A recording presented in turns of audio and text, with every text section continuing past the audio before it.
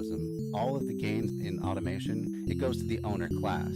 All you have to do is have everyone be an owner, and now suddenly any gain in automation is a gain for everybody. If you grow just one thing, it may not grow as well as if it grows with another thing. A good example of that is called the Three Sisters method of farming. There is definitely multi-apartment buildings or multi-families that do passive design.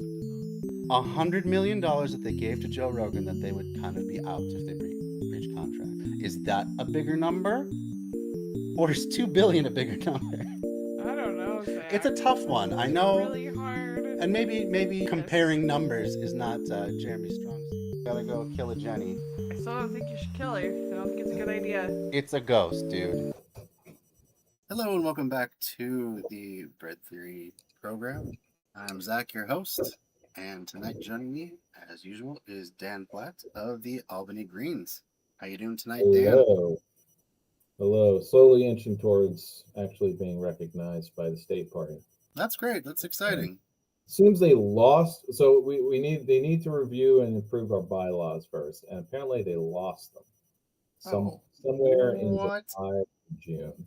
So we gotta send it to them again. We've been, my comrade's been on vacation a lot, so being a professor, so he takes all the time off, in the summer. So in the summer he's useless.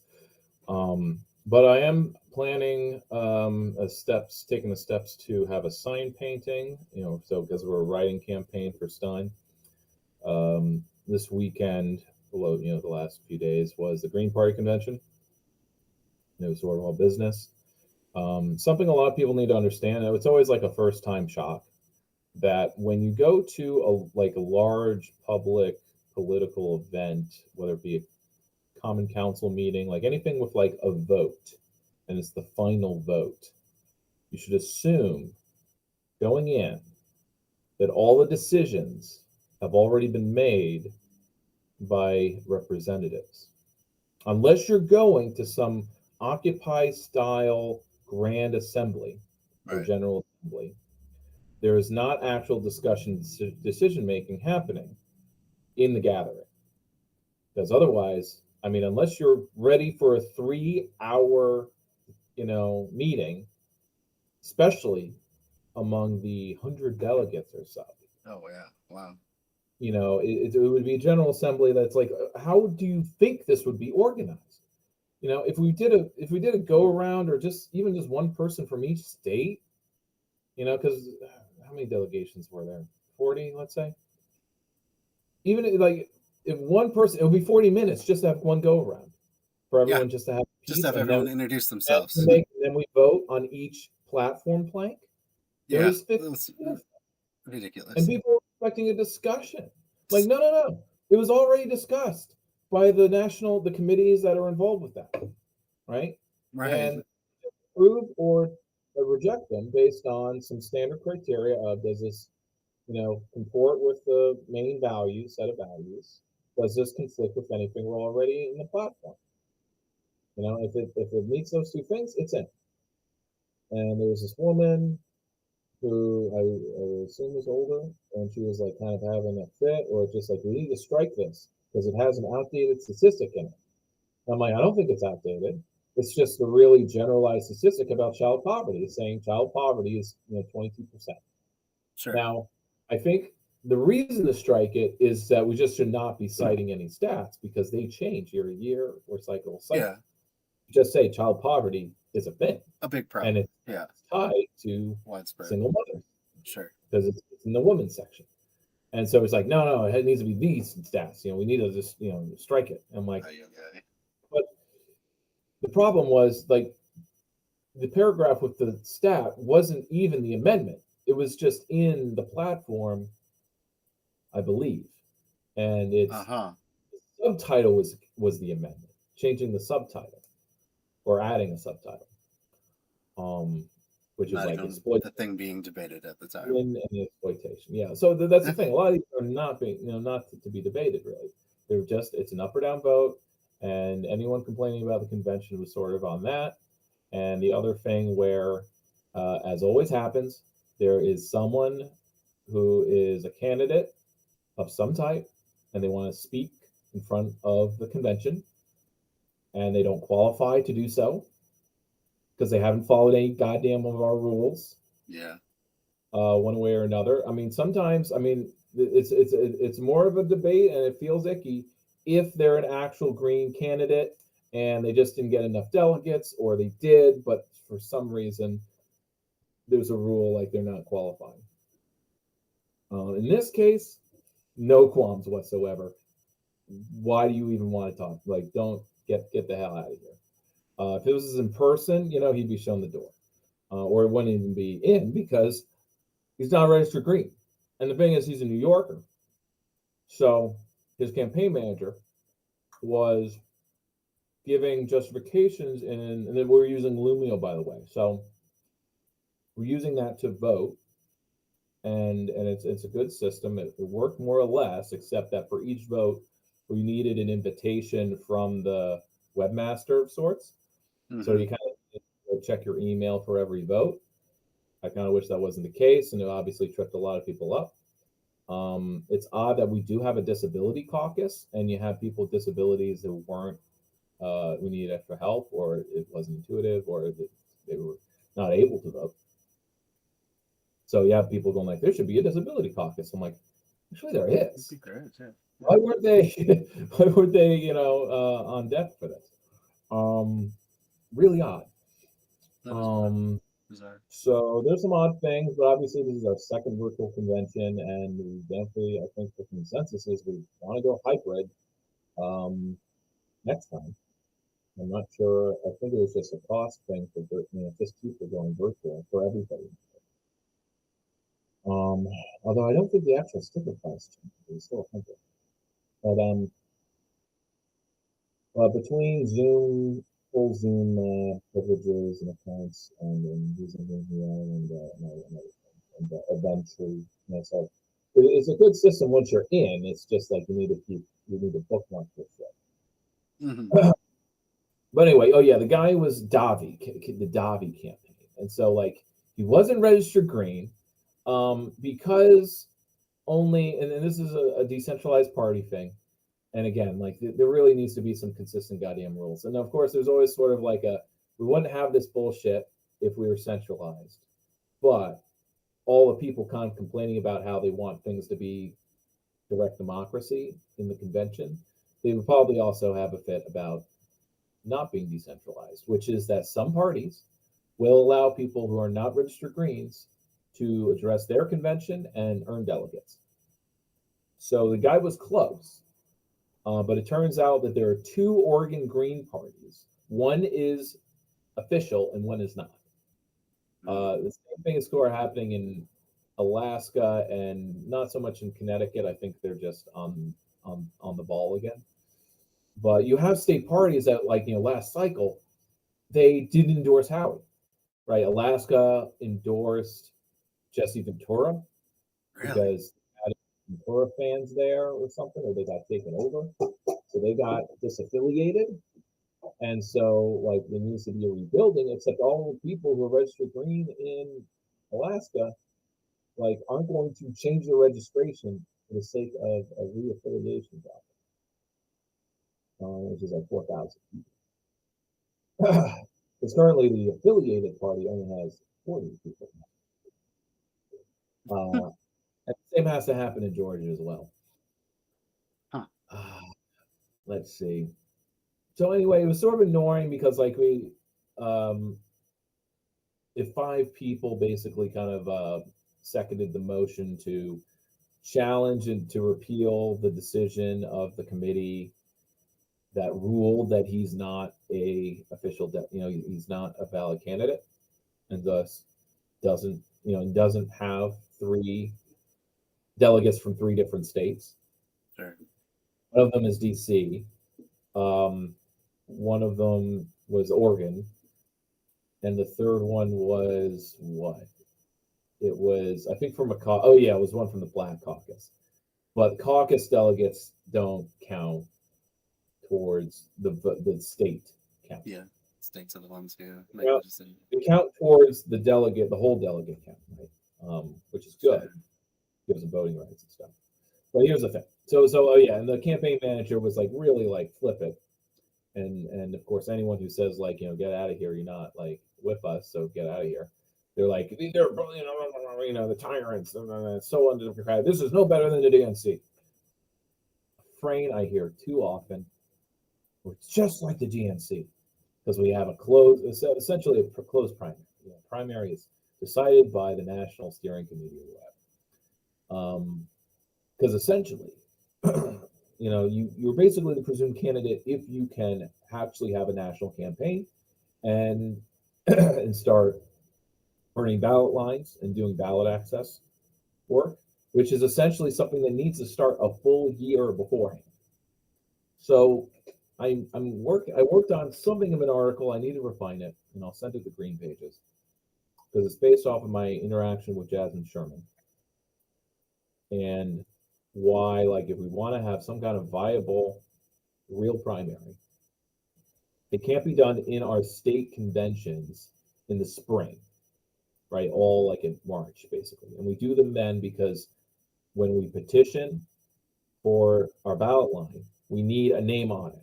Yeah. Right. So we basically, even though she's not the official Green candidate, Jill Stein is on our ballot petitions. We're petitioning to get Jill Stein on the ballot, Right. not the Green Party. Right. Problem, because they really need to be one and the same. We need a party that runs a presidential campaign, and we pick who that candidate is before the election season starts. I think it needs to be a full like the year of the midterms, or at the very least the year prior, last summer, because that's when Cornel West announced, and Right. he was shopping around. Right. And that's when we should have been having our primary, because essentially that's when we were picking who our candidate would be. But it was being picked based on who was going to help Cornel West run his campaign, which was Stein and a whole host of other people from the steering committee and the national committee. And by the way, the state parties elect or appoint people to be in the national committee, and the national committee is essentially the governing body of the party. And then the national committee has subcommittees like steering, which makes general policy. It has a media, it has ballot access, and then a bunch of others. Eco Action is one of them. And then Eco Socialist, no, it's a caucus, not a committee. So it was pretty frustrating. And the guy was like, his campaign manager was like, there's no benefit to him registering green because he was saying you can't do that. You can't register as green. You just be an other. It's like, yes, other and green. It's a registered, you can register as green. You just check other and write green. It's not independent. It's not nothing. And it's basically spitting at everyone who's done that. All right, which in my county is 300 people. Right? If I'm registered green and 300 people, it's like yeah. So it's disrespectful. But to say there's no benefit, and we'd be taking a risk because we'd be targeted, right, as a green. So it's like, well, fuck you, buddy. We're taking on the risk, and you're saying, oh, I don't want to be in the same boat as you, but you want our endorsement? And it's like, and you know what the benefit is of registering green? You have rights in this party. You get to affiliate and associate. Freedom of association means you get to associate with anyone you want, but then groups of associations get to choose to have standards. They have standards. And so you get this whining from the boomer mentality of sorts, or hyper-individualism, where it's like, I should be able to walk into anywhere and speak because I have the right to free speech. Oy. Right. Man. That's just so frustrating when it takes so much just to get like Green Party candidates on the ballot to hear that there's so much just like slowing down and squabbling and disorganization. That is frustrating to hear. Well, the good news is we were really organized. We did slow things down for 40 minutes, And of course, you have the usual asshole saying, like, in the time it took to do this procedure, we could have had 5 people speak. Like, yeah, but none of them would be valid candidates. Right. And if they were official, here's a kicker: the Dobby campaign hasn't even filed with the FEC. Didn't even file with the FEC. Can't even claim to be an independent candidate, as far as we're concerned, as far as anyone's concerned. He's not running for president, and his platform is this mix of lefty but also crypto bro. It's Oh, that's a bad combo. He's like a Brooklyn entrepreneur guy. How are you still doing crypto in this day and age? I thought he ran for mayor, but of course, like, you get traction doing that. Like, why would you go right to president then? But run for council. Sure, yeah. Okay. Run for planning commission. A little bit of the same with Jasmine Sherman. She should be running for some local office, and she might win because she's got her shit together. She has funding or money. And speaking on those terms, the database guy who's got his work cut out for him, and definitely I want to help him. Coming from an office that does databases, he's finding there are tons more people who were elected or appointed as Greens because there was a lot of undercounting in nonpartisan races and maybe appointed. And so he's putting together the stats. And so, like, the number of elected Greens over our 40-year history has gone up from 1,200 to 14, and he thinks he's got to bump it up to 1,600 by counting everyone who won in a nonpartisan race. But particularly just focusing on those registered Green at the time, and especially if they still are. He wants to kind of rebuild a kind of elected Green network, which maybe existed, but then wasn't an institution enough to get like it fell apart. Like, if enough people retire, essentially. It should be like things where a few people retire and then it falls apart or it stops. Anyway, I think that's maybe enough of that, unless you have any particular questions about debrief. Jill's running man. He's a black Muslim literature scholar. He's a lit bro. Lit bro. Yeah, his acceptance speech was like real poetic and full of That's nice. quotes. And he's a Palestinian rights guy, so he's from that movement. So that's good. A good to see. Partner, as expected. And his thing is a West African lit. So he's definitely one of those types that's like, here is how we expand the canon of great literature. And he's very much into the living Quran and all the different, like, basically the amount of literature, books, otherwise, and texts and scholarly work done in in West Africa, particularly the Sahel, I suppose, which is now, in current news, a new federated country. Oh yeah. Yeah, it was last month. Burkina Faso, Mali, and Niger have basically not just like before it was just military alliance. Now it's going to be a full political alliance. Oh, that's cool. Like they want to combine, or they need to combine their borders, their trade union, currency union, whatever. I forget the term, but trading block or something like that. Yeah. To counter the Sahel or the IWAS, the West African, which is basically an Afro-Franc zone. And although there's like usually like this pearl clutching about like now they're instead of French domination, they'll be Russian dominated. Yeah, no, Russian mercs and a few advisors does not make imperialist partnership. They're not trading one devil for another in this case. That's good. I'm pretty sure they can shake Russia off, especially in the state they're in. But what do I know? I'm just an optimistic guy.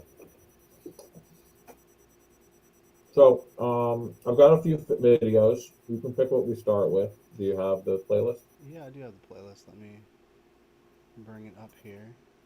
Start with the action of the DNC. It's just more an example of not full co-option, but just the ways that the status quo, the mechanisms, and the obsolete nature of most protests, Yeah, and why I'm big on protesting unless it's really like ad hoc. right. It definitely has to do something different to really catch people's attention. It's not just a matter of catching attention because you can have a big crowd and maybe you get some Well, I pictures. mean, more attention than just like Yeah, a line on Fox News. you get something to happen, or your goal is to distract. So for context, I've read some articles, and there's a book by Michael White called "The End of Protest," and he published it in like 2014. It was kind of his critique post-Occupy. It was one of those goes in the genre of post-Occupy addendum, Sure. and it kind of like, and as soon as I like, kind of was listening to him talk about his work, I was like, yeah, I get it immediately. Like, I don't really agree with everything he's saying, but I get what he's going on about. Sure. You'll have a big protest, especially permitted protests. So one of the victories that the protest was earning pre-DNC was that they got permission to put up a big stage in the park. And they got permission to march up to a block away from the DNC. Ooh. It's so close. You can almost, Almost they reach can out make and grab it. reach out and grab the genocide. So by the flags you see before you. So this is Unicorn Riot, source of riot porn and then whatnot, and direct act and anarchist direct action footage. In this case, you have a cadre of anarchists leaning, or at least revolutionary types, Sure. and comrades in my book, and they're trying to direct the main body of the protest is turning, and I'm assuming turning away from the DNC because that is the planned route. And sometimes when you're joining a protest or you go to a big march, you don't really know the route ahead of time. And only when it's kind of like when you're making that turn and you basically like, you're not really an individual able to make a snap decision. It's sort of group psychology, but it's also a sort of like, it needs to be a plan with enough people if you're going to do something. You cannot just make a snap judgment on your own. In this case, they're trying to get more buy-in, so they are a larger group to get people to not turn and keep marching forward, which would entail fighting the cops or at least marching into the cops. Mm-hmm. They, and the thing is, the cops, as well as the authorities, general authorities, are certain that this will not be a repeat of 68 because, well, they've learned all those lessons a long time ago about co-opting protests. And what you do is in order to permit a march, and of course, this is the progress that we've made over the last 70 years, is that they do give permits. In the past, they wouldn't even give you permission. Now they do, but only if you have marshals that police your people. Mm. They don't need the police there to keep them on track and to prevent disruption. The marshals will do that. They have designated marshals. And marshals can be a good thing, especially if they're designated like people who know the route and people who know what's going on, and maybe they even have talkie-talkies, so you can have people from the front and the back of a march or a riot even communicate with each other. This is good. People who can give information, people who are in contact. This is fine. Keep things. Especially if like a block of people all report or at least can are assigned to one person who can act as a liaison to like whoever the organizing can be. But in this case, it's more instead of being bottom up, it's top down. The marshals have orders or directions. that's like we got to make sure we're not disruptive. We don't want to repeat a 68. Sometimes it's for ideological reasons. Well, we don't want to make people more afraid of us. There's always this sort of thought of we will lose the public opinion about Gaza if we are violent or disruptive. By disruptive, I do mean like, I don't know, any kind of property damage, fighting cops, or just going against cop orders, going against the agreement you made with the city. Like, you got to follow the rules. It's rules-based order, law and order. So eventually you kind of become, by agreeing to work with law and order, you're doing law and order. Mhm. And the genocide is very orderly. And as far as Israel goes, it's lawful within their law and American law, right? As far as American law-based order goes, Israel's not doing anything illegal.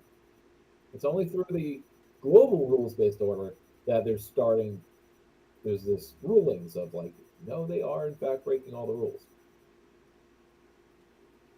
So anyway, here's a little clip of what that looks like in practice if you haven't been in such a thing, because it is getting rather chaotic. And if I was walking around, like I would walk up and join them, I suppose, if I was there. But I would still be very unsure about like, do we have enough people? When do we know when we have enough people? And are we really willing to like push through here? Especially like if I'm in the march and I'm not blocked up already, I don't have a mask, I'm identifiable. Right. I'm not going to join the people who are blocked up. Right? It's unpractical and it's not safe. Yeah. Not likely to trust you either. Yeah. So there's that as well, especially when there's so much. It obviously waxes and wanes when there's disruption, but you recall in 2020, all of these guys are provocateurs. They're everywhere. Right. Anyone who's calling for any property violence is a provocateur. Right. All right, especially if you're white or something like that. Any anarchists pretending and saying we need to fuck things up, they're actually the enemy. They're not just people pushing us forward towards something more bold, but also the unknown. And part of the insurrectionist philosophy is that, yeah, it is unknown. It's a risk. And you feel alive afterwards. And you break free of the cop in your head and the parent ego and the child. It's actually the child ego. The child that's unsure and is afraid of parents' disapproval. Forgive me, I'm reading an old Penguin book called The Games People Play. It's an No, that old does sound familiar. Yes.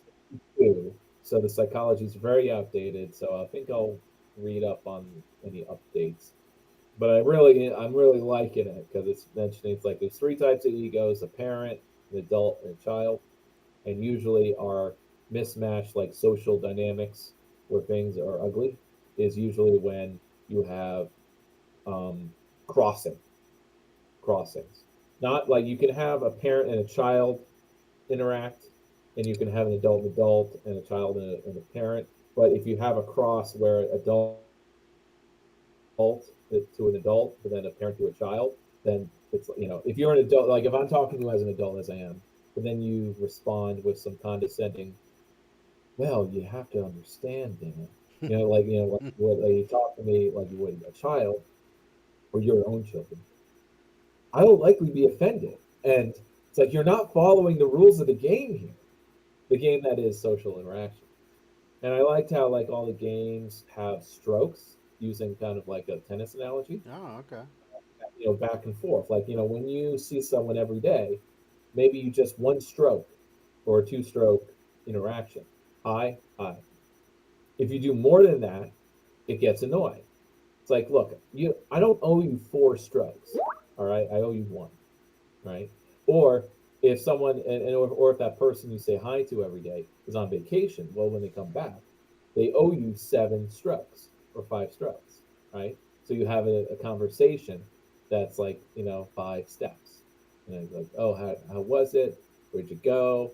That many questions. And it's interesting how I just ran into a guy that I don't know too much more. I haven't really hung out with them, but I basically had a 5-stroke interaction with him, and it was totally natural, more or less. Because he asked me how my library race went. That was the last time I saw him, I think. And he asked me, oh yeah, he mentioned he was going on vacation, and I guess I asked him where, and then I also responded, well, I'm also going on vacation. So yeah. So anyway, digression, but that's what I'm reading now. Something cool. very. Yeah, that sounds interesting. All right. Well, let's take a look at the video. Go to hell! The butchers of Gaza are that way! Agitator right there! Touch us, you fucking cops! He's You're with them! Y'all with them! Stay right Y'all here. with the police! You see this? Support and murder. They are blocking you from the butchers of Gaza. They are protecting the police. Same people that can stop the war! Same people following the rules! Take that fucking mess off, you cops! Israel is a racist state. Free Palestine! Free Palestine! It is right to rebel. Free Palestine! Go to hell. It is right to rebel.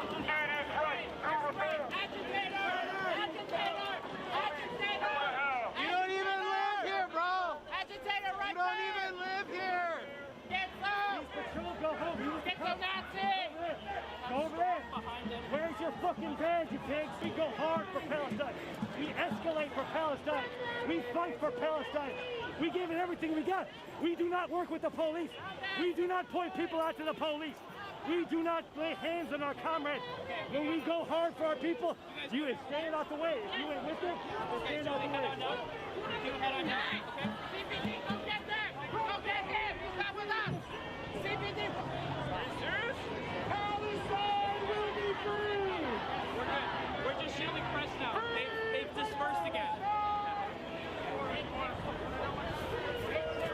They're trying to show us to the police. The butchers of Gaza are this way. The people committing this genocide are this way. The people in high-vis, yellow, goofy-ass vests are protecting genociders. They're protecting cops, and they are maintaining the fucking domination of U.S. imperialism by making you subservient to their fucking bullshit. This is the way to go if you want to stand with the people of the world. Be like Gaza, shake the fence! Be like Gaza, shake the fence! Be like Gaza, shake the fence! Be like Gaza, shake the fence! Be like Gaza, shake the fence! Be like Gaza, shake the fence! Say, be like Gaza, shake the fence! Be like Gaza, shake the fence! The butchers are that way! The butchers are that way! The butchers are that way! The butchers are that way! The butchers are that way! You won't do what you tell me! Fuck you, won't do what you tell me! If we let this be a parade, the Palestinian people will die in vain! If we let this stay a parade, the Palestinian people will die in vain! Bring that way! You want sight and I sound? especially like Bring that that one. shit! What's that? I especially like that line. If we let this be a parade, the people of Gaza die in vain. Yeah. Yeah, I can see what he's saying. Like, if it's just a nice orderly event, then no one's going to pay attention and nothing's going to change. And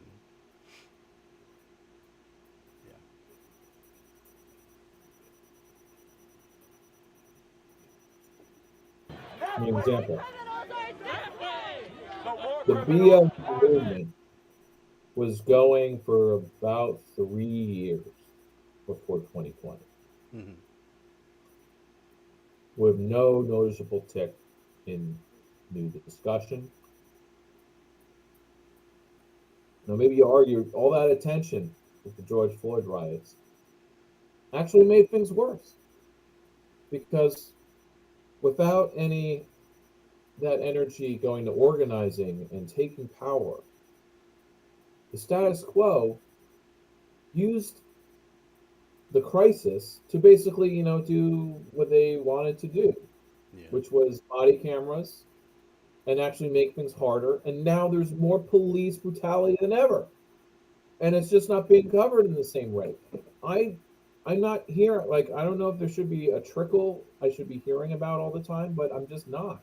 I may be hearing about one or two, like, events, but apparently police violence has gotten worse. There should be more, like, because with the body cam footage, they're able to, I'm sorry, I'm quoting an episode of Brianna Joy Gray's show. Okay. I was listening to that on my way home from a hike.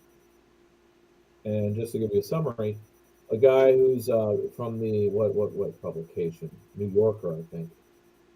He's done a lot of the research and done a paper basically to show that body cam footage has done nothing to decrease police violence, and in fact has probably led to more of it.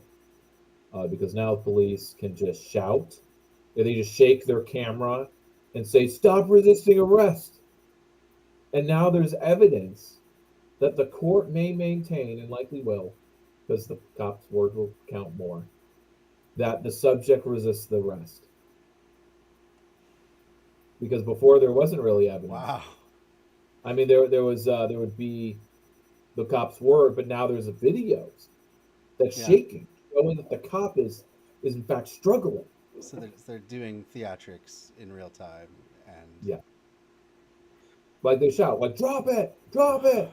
Like, there's nothing to drop, and then they drop that. There was a case that the interviewee subject related, which is just totally just sick. Old black woman calls the cops because she sees like a suspected prowler.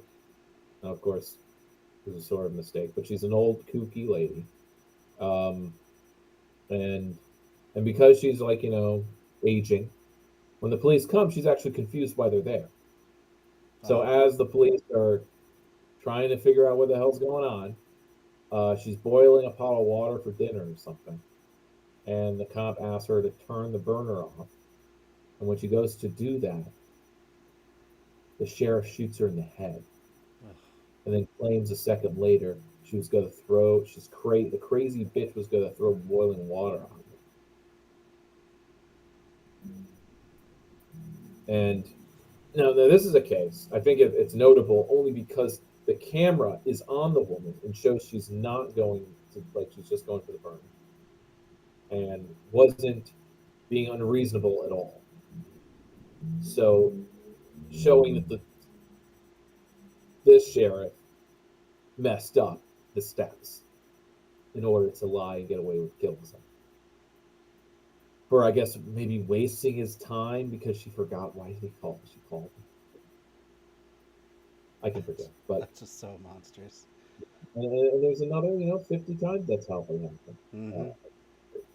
So it's not amazing, and I know when the cameras were being rolled out, and this was like the thing that was going to make things better. And look how the Democrats are responding to the demands of the people. I was just shaking my head, like, all I'm seeing is $1 billion being given to the companies that make the cameras and sell the infrastructure to the cops, and I'm looking at the line item in the city budget and how it's going to be like $500,000 added to the police budget, basically, to maintain the video database cache, and how those cameras are not going to like help in any way. I know it was just another giveaway, and then you had this industry that was selling this, and that the cops wanted body cameras, so the cops are getting what they want. We're not actually getting anything that we want. No. I think that was. It's not even really reform. So it's really started in 2017. So maybe because I think it was still Obama. Yeah. It must have been still Obama. So maybe it was 2016. So whenever BLM started, and I think progressive areas of the country were doing body cameras to show how progressive they were. I think it was after 2020 that then it became a national policy to fund body cameras. Sure. So we are more of a testing ground, I suppose. But it was just like, yeah, cameras. We're going to use cameras to do all of policing and spring break. So yeah, we don't have to go too deep into that.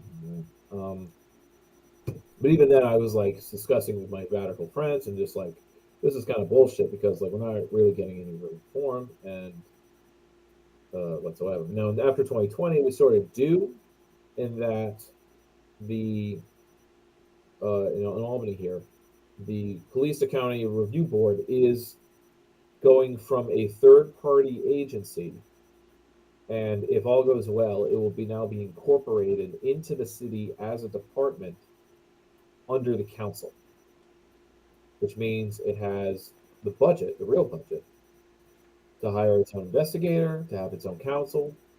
Doesn't have to rely on, before it was if it spent money, it would be reimbursed by the city, but it's just extra steps, right? Now it's just we get the money, and it's a line item, and it's meant to be a percentage of the police budget. But guess what our mayor is doing? She wants to count the police budget, but only for the uniformed officers. Meaning it will be, let's see, when it should be 50 grand or 500 grand, it would only be like 5 grand. Oh, jeez. Rather, instead of like 15%, it would be like 10%. Or instead of 10%, it would be like 6%. Sure.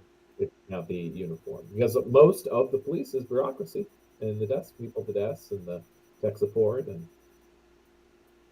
the traffic cops. Mm-hmm. Okay, so this is where I stopped it, so we can probably watch more if you want. Sure, yeah. So this is just the cross. This way! They are this way! These are just bikes and men! These are just bikes and men and humans! Push through! You can fucking call me whatever you want, but the DNC is that way! The fucking butchers of Gaza are that way! It's not my fault you're a hall monitor! The stakes are too high for this fucking bullshit! Look, we're not asking people to put their families at risk! We're not asking women and children to put their babies at risk. The fucking U.S. government is. We're asking people who are the fighters, who have a fucking heart and a fucking mind. The fucking butchers of Gaza are that way. They want you to go everywhere else except where you'd actually be within sight and sound of these motherfuckers. Be like Gaza, shake the fence. Be like Gaza, shake the fence. Be like Gaza, shake the fence. Don't listen to them. They're a bunch of losers trying to cause problems. Go straight. Go straight. Don't listen to them. Fucking genocides are that way.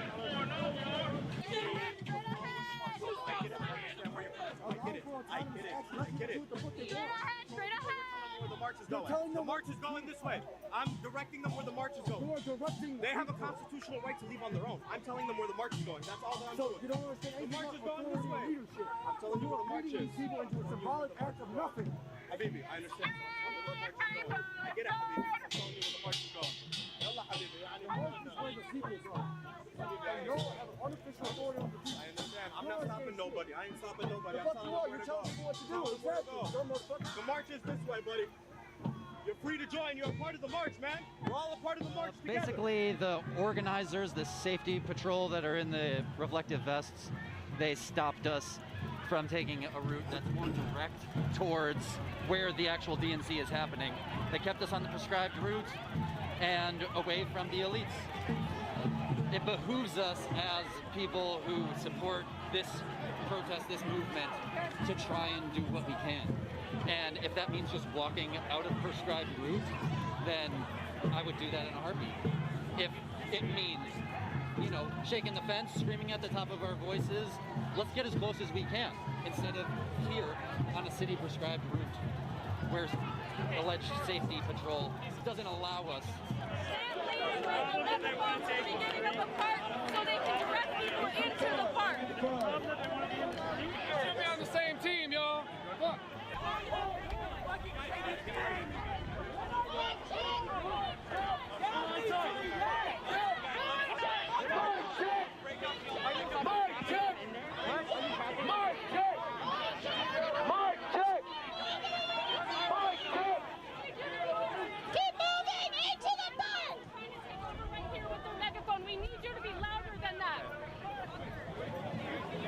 okay? And you can hear me say, free, free Palestine! Free, free Palestine! Free, free Palestine! Free, free Palestine! Who's free? Our streets! Who's free? Our streets! Who's free? Our streets! Who's part? Our streets! Now this is the final tactic. I've kind of been in. I don't know. Now my memory's a little hazy. This has been a while since I've been in these situations, but I feel like I've been in these situations where finally, like the last tactic, is do exactly what the Kamala rally does, which is they shout you down. Mm-hmm. They basically say we're going to use the chants of the march for a free Palestine and end the massacre to basically drown out the dissenting voices, who are essentially just the more radical, more left-wing voices. It's sort of a frightening thing. I don't know if frightening is the right word,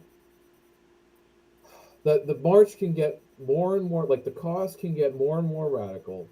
It could be for more and more bold, like policy. Although in the case of actually ending the genocide isn't that radical, right? And ending the arms shipments shouldn't be that radical. Shouldn't be that radical. And yet, in order to, and the thing about these radical anarchists, all they want to do, as far as convincing the rest of the marchers and the rest of the movement, is just to march by the DNC. Yeah, towards the DNC. Just to go up to the Not building. even- Now, not of course, I even think the logic infiltrate. goes that they'll push even further. Once they're at the doors, they're going to want to push into the doors. They want to go inside and disrupt things. And you saw like that. You'll have those people who aren't even wearing the vest say, "Don't listen to them. They just want to make trouble."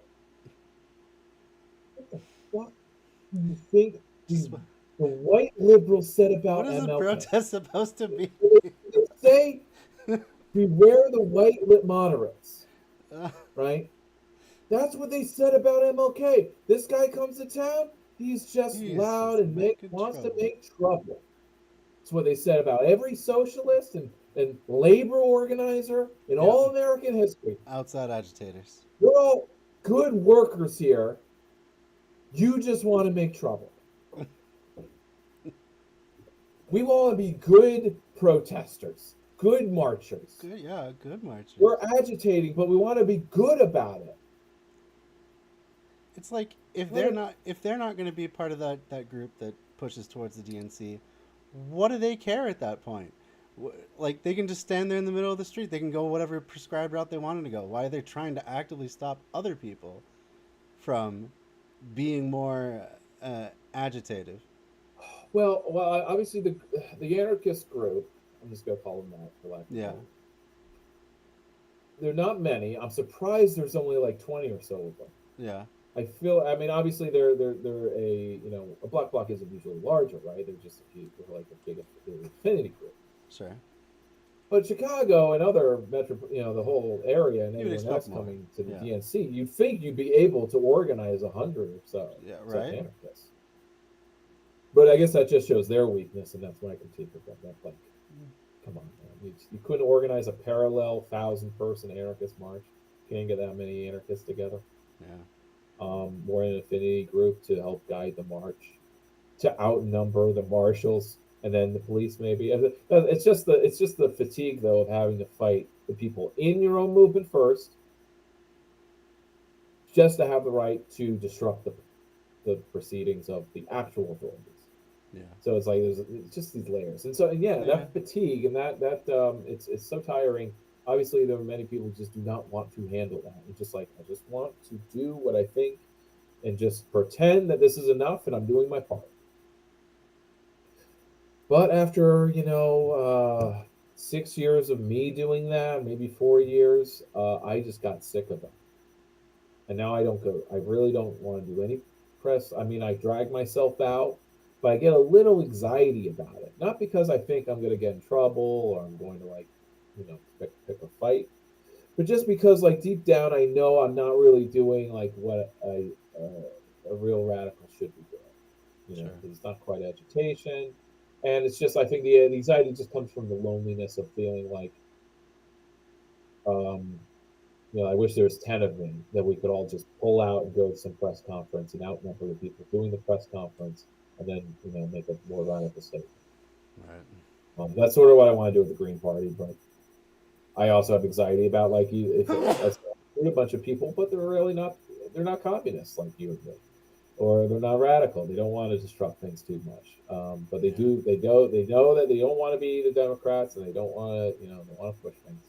So that's my compromise as far as tactics and strategy go. Yeah. So I sit with that, and I need to remind myself of that every time I start getting anxious about why am I not writing? I'm so angry. I want to break things, but I also want to be constructive. I want to break the right things. Am I breaking the right thing? So and so. Will I be blocked up enough? Obviously, I'm pretty open about who I am and what I want to do. So it's like it'll be pretty obvious and how to do it. And the cops know my block. They come around enough. Okay, anything else to say? It's so freaking frustrating, to see these are agitators. They don't want to. Yeah, I've seen this in person a number of times, especially during Occupy. It was a very frequent because that was a dip. Because in that case, it wasn't just one march, right? And I think there's a bit more stress when it's this is the big day. You've got the one thing, yeah. We're going to do something like push past a police line. It's going to be today. Yeah. We can do it easily. Yeah. Because now it's on easy mode when you have thousands of people. Every other day, it's hard. Every other day, you're fighting, you're outnumbered. But this time, you wouldn't be. But I guess it's the price. To have a lot of people gather in one place, it means you're going to have that ideological variety. True. And that includes moderates. Even if they think they're, as far as the spectrum goes, they are to the left of everyone in the DNC hall. And that includes AO fucking. I think it was the majority report was trying to decide if AOC being the same night, being paired up with Hillary, Biden, and who was the third one? Hillary and Biden the same night, the first night. Oh, okay. And I'm well, I'm going to choose, I suppose it's a bias, but I'm going to choose that's they're lumping her in with them. They're the same. They're in the same grouping, the same night. I know that they're trying to contrast the old guard of the party and the new fresh face. But that just reinforces they're the same. Yeah. That AOC is completely she was never separate. She was a Democratic Party intern when she started, and she had the support and opportunity to be in Congress and to be a progressive. Right? It's good to have more progressives, but what's the point if they just spin the wheels? And when they make their TikToks and tell-alls, when she was explaining about just her objection or critique of the process of why, she was supporting Biden staying in because she was well, when these conversations are happening, everyone's just talking about what the donors want. But I care about what my constituents want. And if my constituents want Biden to stay or to because they don't want to rock the boat, then I'm going to follow them. Because I'm not about the donors. I'm about the constituents. But here's my leftist hot take. When representatives talk of, I need to do what's best for my people, my constituents, that's chauvinism. And if you think that way about your representation and your district, then you also think that way about your state, your country. And then there's no internationalism, there's no global mindset, and no working class ethic whatsoever. Because your constituents are your frequent voters. When that's code for frequent voters. And what demographics are those? Is it the Latinas who maybe went door to door and elected her the first time? No, it's going to be the frequent voters who come out every election to keep her in office. I don't know if she has that same base because now, there's a lot of buyer's remorse, or well, maybe she's not the DSA Democrat that she started as. Yeah. They always good when they start, right? It's like Obama. Hope and loose change. No, spare change. It's spare change. Oh, it's quick change. That's funny. Yeah. Okay. Yeah. Let's move on. Oh, you want to move to a different video? Oh yeah, we'll play the last minute, I guess. Sure. I don't know what's so something else to get mad at. Oh, you know, I just think got it down.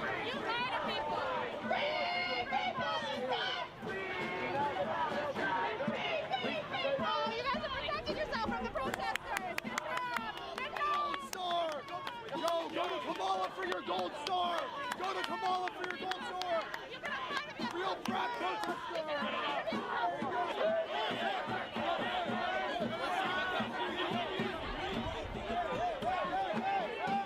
Stay together. And they also want to keep them isolated and then together. I think as what Marshall was saying before, like, oh, they just disperse themselves again, right? Yeah. Because anarchists can find each other again later, Sure.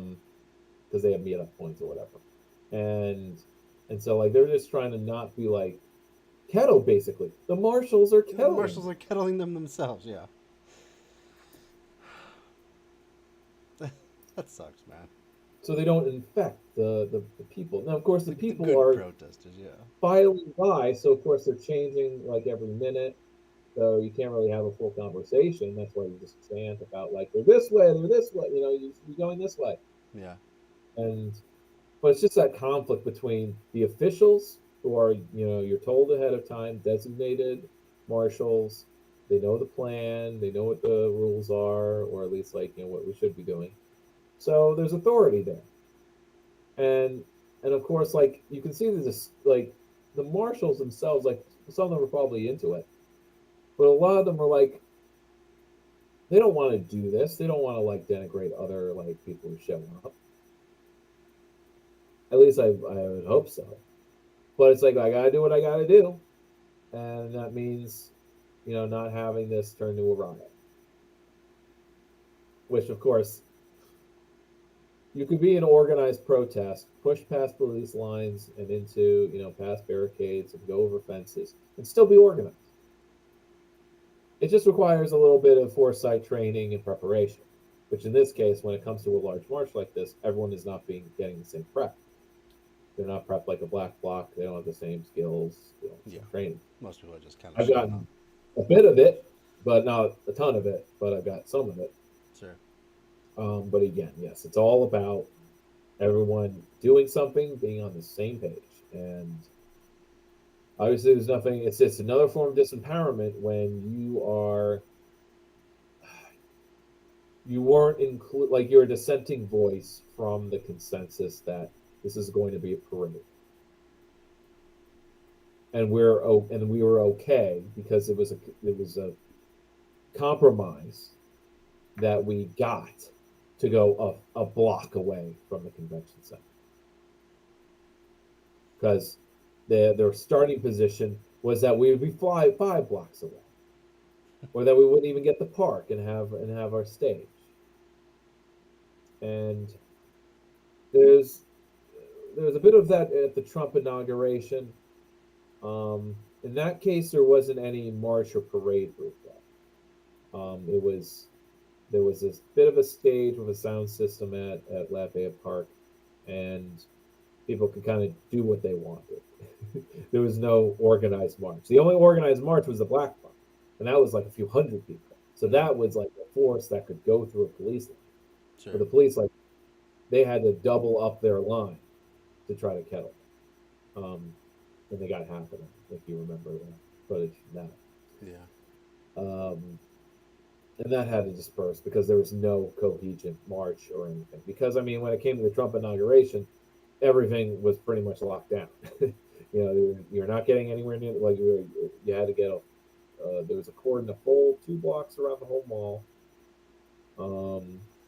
the barricades that it wasn't just police, it was National Guard. It was a full militarized checkpoint system. So we weren't going to really rush through without heavy weaponry or Right. bolt. Yeah. That's We not need, gonna bolt. happen. We need a killdozer for such a. Yeah. Right. Um, again, major coordination, major law breaking. When it comes to a black bloc, smashing some windows and disrupting things is low level law breaking.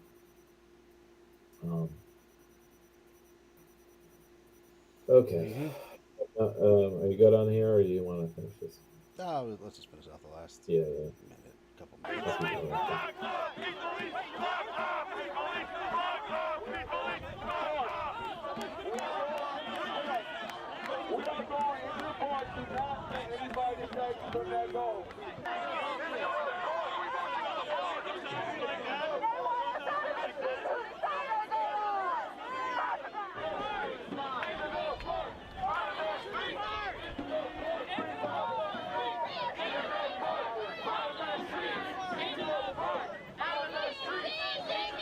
There's just a disagreement of tactics. We got everything going. We're good.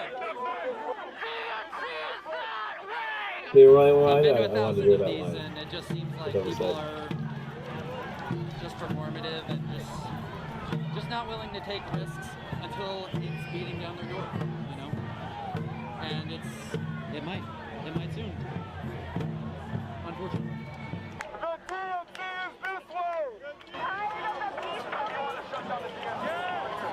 If you're tired of the police and the protests that are culturally nothing, while the people of Gaza are being murdered, day after day slaughtered. I can tell you, if a marshal was sent out of the streets into the park, Yeah. and essentially getting corralled into the park, Yeah. I would feel pretty fucking disempowered. Yeah. So marches like these, I don't feel empowered. That's why I don't go to them anymore. Any chant that starts with "out of the streets" is not exactly. It needs to be the opposite. Right. Out of the park, into the streets. That's right. It needs to be like, yeah, you're really turning it around. It's like, let's see, what's another chant we can turn around? The people divided will always be defeated. What rhymes with divided? That's the people united will sometimes be defeated. Yes. Let's see. We are stoppable, and no, the world's not possible. Yeah.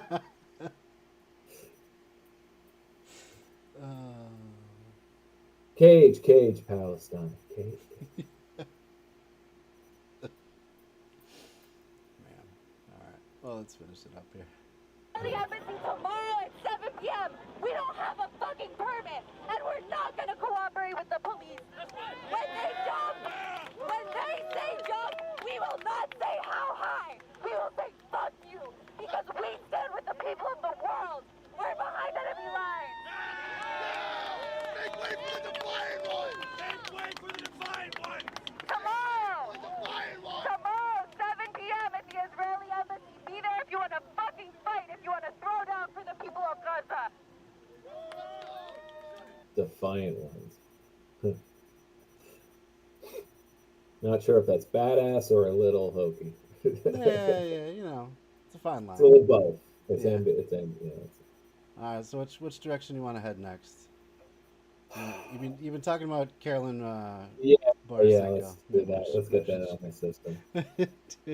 do a little more light stuff. This is what's missing. So the last, A so good, just for solid- context, the last, by the way, I don't know if I actually watched this, so yeah, I haven't. But because it was a shorter length. But the last stream I watched of hers was her, she loves ragging, but also kind of playing around with Sophie Lewis, whose book I've lent out, but it's, she has the Abolish the Family text and revolutionary, what's it call it? Full surrogacy now, it's called. Essentially communist child raising.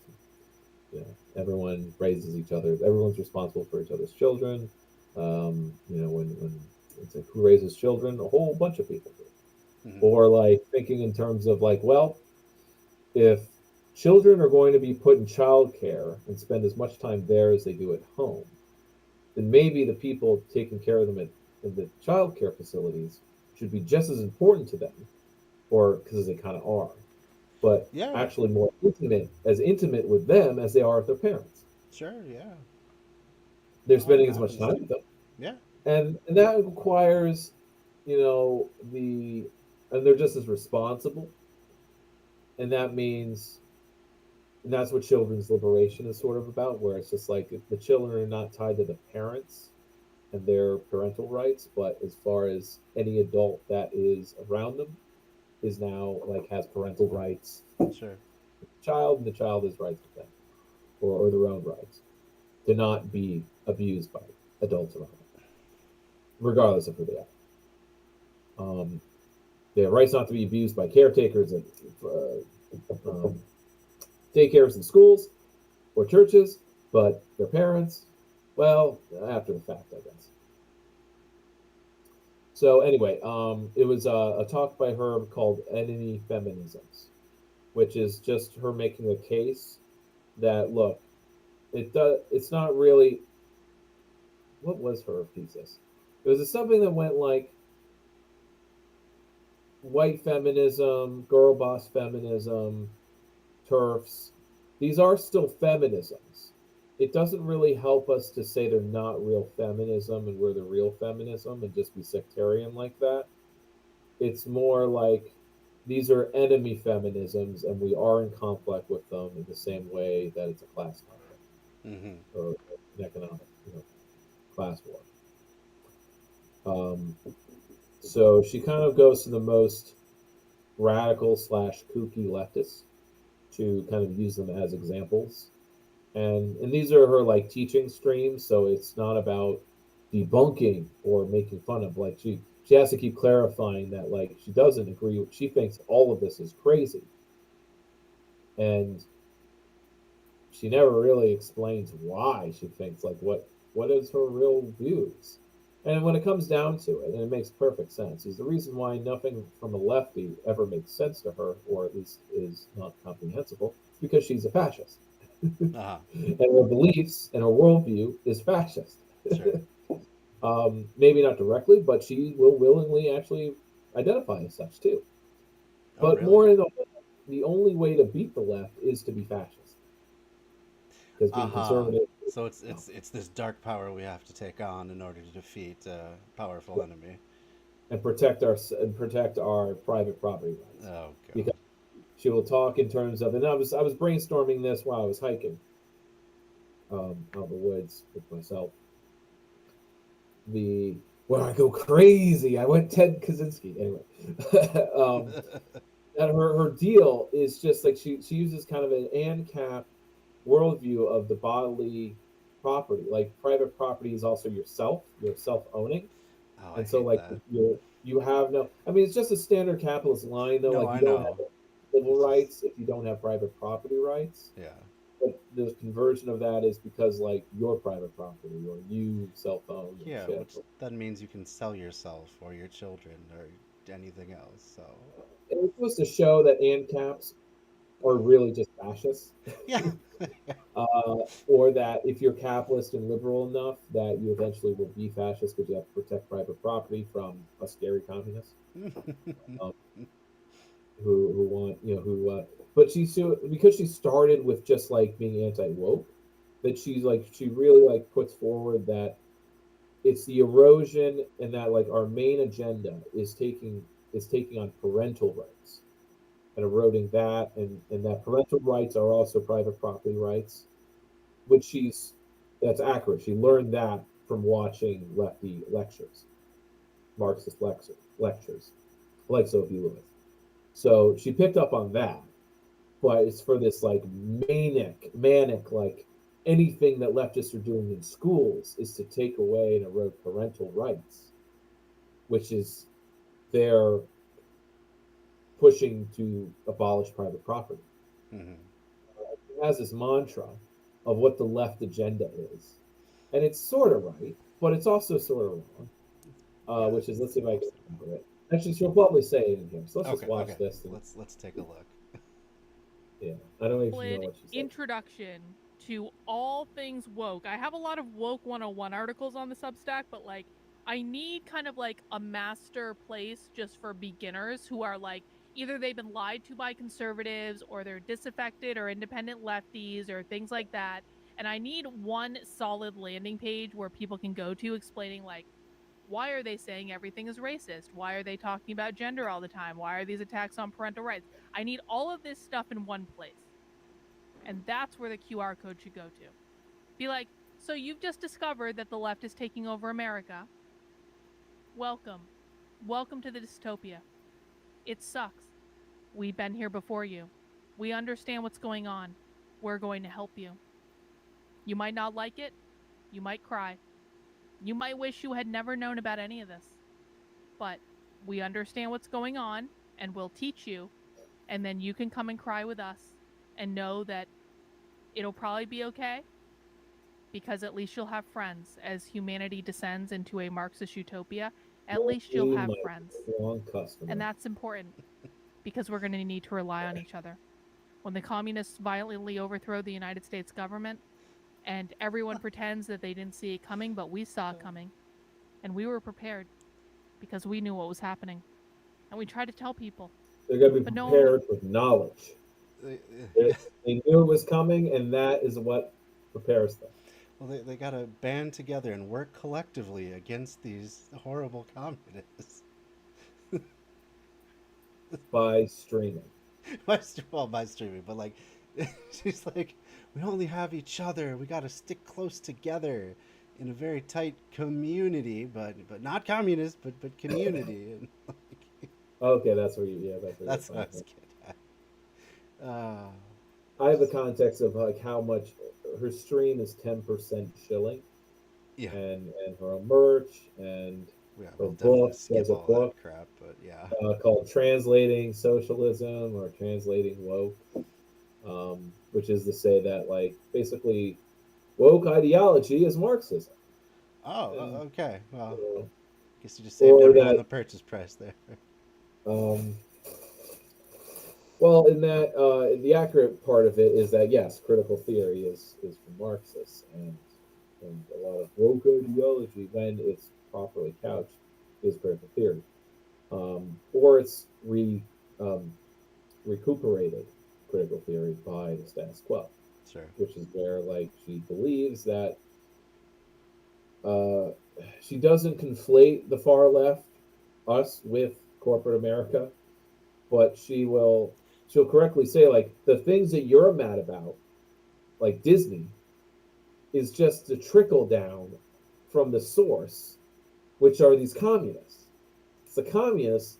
Like she believes that we have a lot of pull and that we've really taken over the culture because the mass, the mainstream is downstream from critical theory. Even though it's been twisted and morphed and mutated, through the game of telephone that is the march through institutions. Right. And she will repeat often the long march of the institutions, which is I think a conservative trope, which is to say that the long march, referring to Mao's long march, but like after the 60s, the radical movements and after being crushed in the 70s, the trope is that all of those activists went into academia to indoctrinate the future. Infiltrate and corrupt, yeah. Hear me out. A lot of those academics started their careers in the 60s, and they were always going to be academics. They just happened to be pushing the boundaries by participating in joining that profession. Sure. And so they started as academics, and they simply became or were leftists. They were not leftists who became academics. So I'm taking that from my book on schooling as an institution, or maybe it was from somewhere else actually. No, sure. But it makes a fuckload more sense to think No, you had a bunch of boomers who were becoming academics because that's their passion, and they went up against the pre-existing institutions, and they entered and thus transformed them. But it wasn't really like on their agenda that education is the key to the future. Now, there's some kind of people who think like that, and like, I'm going to become a teacher so I can spread radical ideas to my students. But then they find out that they're hemmed in by curriculum and administration and the underfunding of the school districts. Yeah. So people like a cousin of mine, had a bad time and quit. Like, you don't stick with that too long. And I think you were having that same thought, right? Oh yeah, yeah. I'm always trying to walk that line because I do want my students to at least understand different theories and ideas out there than they would be exposed to. But I couldn't be overt about, well, now we're going to learn about why Marx was right and all this stuff. I wouldn't have. Well, the way a teacher of mine did in ninth grade English or 10th grade English was to do a unit where we read 2 of Malcolm X's speeches. Mm-hmm. And that's a pretty. And I've also just met somebody who has the same politics as us. A contractor who's fixing my windows. And he also mentioned that reading those speeches, or at least 1 or 2 of them, was what helped radicalize him. Oh. And he gave him a global perspective. Yeah, I'd love to know which ones those were. We could... Well, the main one is the Ballad of the Bullet, which is sort of what people think of as Malcolm X. So that's a standard speech. But then, I don't know if it's quite a speech or it's an article he wrote. Sure. When he comes back from his world tour and lays out that the struggle is global and it isn't just about America and races here, and it isn't just about whiteness, because whiteness is a very American or Anglo-Western thing, and it doesn't exist in Africa. It doesn't exist in the rest of the world. It got him out of the bubble that is chauvinism or being just like in your own country, and seeing the imperialism abroad and going to Mecca and seeing that there are white Muslims who did not treat him differently. They treated him as a fellow Muslim. Yeah. That showed him that racism is not innate and that whiteness is the political category that it is, and it isn't a skin color thing. And made him more moderate as far as closer to MLK, but this was as MLK was becoming more radical as far as we can't just march peacefully and expect we're going to get any justice. We have to organize and strike and agitate. Make some trouble. And they both got killed the same year. Yeah. But yeah. Oh, sorry. Let's get back to Carolyn. Yeah. Let's not stuff again. Carlin. It's Carlin. Carolyn, whatever her name is. Yeah, it's Carlin. Carlin. Okay. Well, listen to us, because they were all too busy watching libs of TikTok, and just reading about pedophiles and posting gay porn on Twitter, and that's all they wanted to do. That's all they wanted to do. We tried to warn people, but the people that were warned early were more prepared than the people who were screaming about pedophiles and groomers on Twitter. That's what I should do. Once you accept that we're fucked, it gets easier. Yeah, exactly. Once you just need to accept it. It's not to say we can't do stuff. We can make T-shirts. We can talk about it on the internet. We can have our little community here. But once you just come to a place, you're gonna go through some bargaining stages. Yeah. It's gonna be like the 7 stages of grief. There's gonna be anger, and there's gonna be sadness and depression, and there's gonna be bargaining, and then you're gonna go back to the conservative influencers and the conservative. That the left are losers and to people to mock and make fun of and debunk because she's converting, or at least she's peeling off people off of the usual right-wing pipeline. of a mindset of like people who think they're in total majority and everyone's just right wing. I mean, it's these lefties that are crazy and fringe, And yet somehow all somehow powerful it's and powerful. yeah. And her counter message is like, no, they're actually really powerful, and it's actually the right that's really weak. You're really weak. Don't you? Aren't you disempowered? It's just, and it makes sense. It's a good tactic because she doesn't have to lie that much, and outside of just the dumbassery of self ownership and standard like private property, good, and private property is your house. Ah, of course. That kind of stuff. Inflating. Oh yeah, and she'll actually like, oh yes, when a leftist wants to separate personal and private property, they're gaslight. We're gaslighting people when we do that.